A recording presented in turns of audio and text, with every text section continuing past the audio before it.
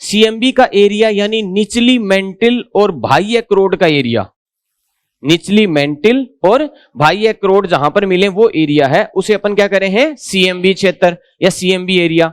CMB area का पूरा नाम क्या है? Core mantle boundary. पूरा नाम क्या है? Core mantle boundary.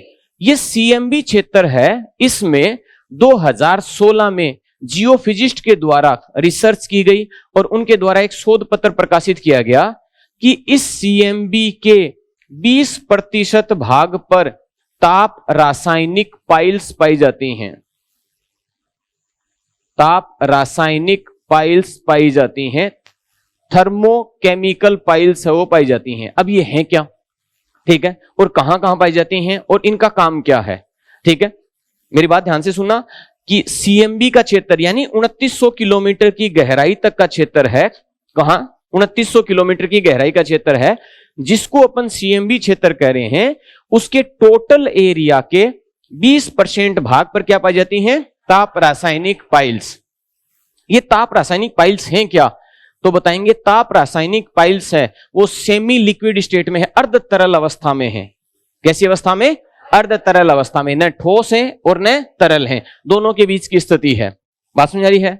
ये जो ताप रासायनिक पाइल्स हैं ये पाई कहां कहां जाती हैं? तो बताएंगे 3 जगह पाई जाती हैं। मुख्य रूप से कहां पर? 3 जगह। कौन कौन सी जगह?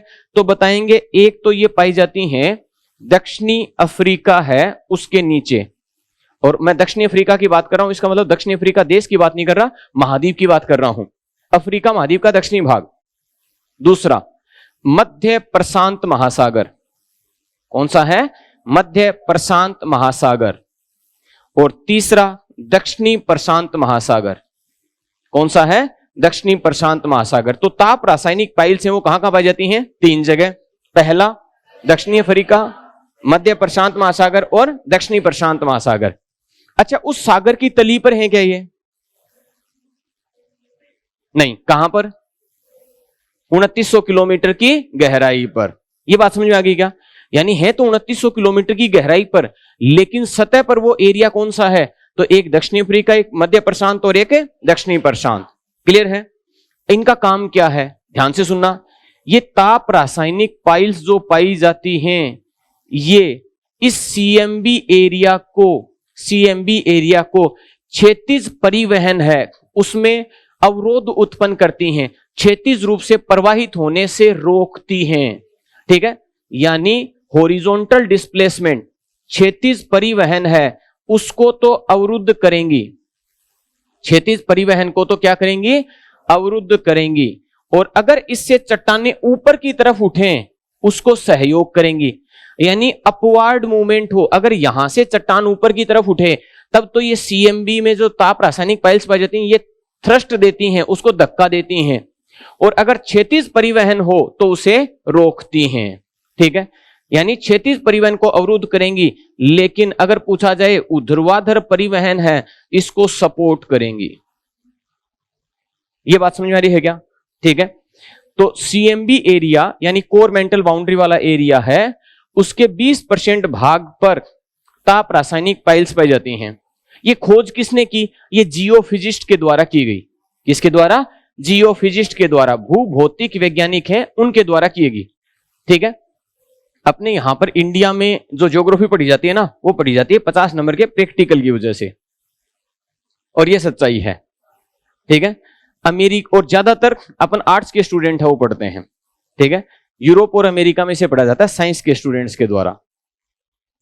ठीक है, और वहां पर ज्यादातर जो रिसर्च की है इससे रिलेटेड, आंतरिक संरचना से संबंधित, वो या तो सीस्मोलॉजिस्ट भूकंप वैज्ञानिकों ने की है या जियोफिजिस्ट भूभौतिक वैज्ञानिकों के द्वारा की गई है।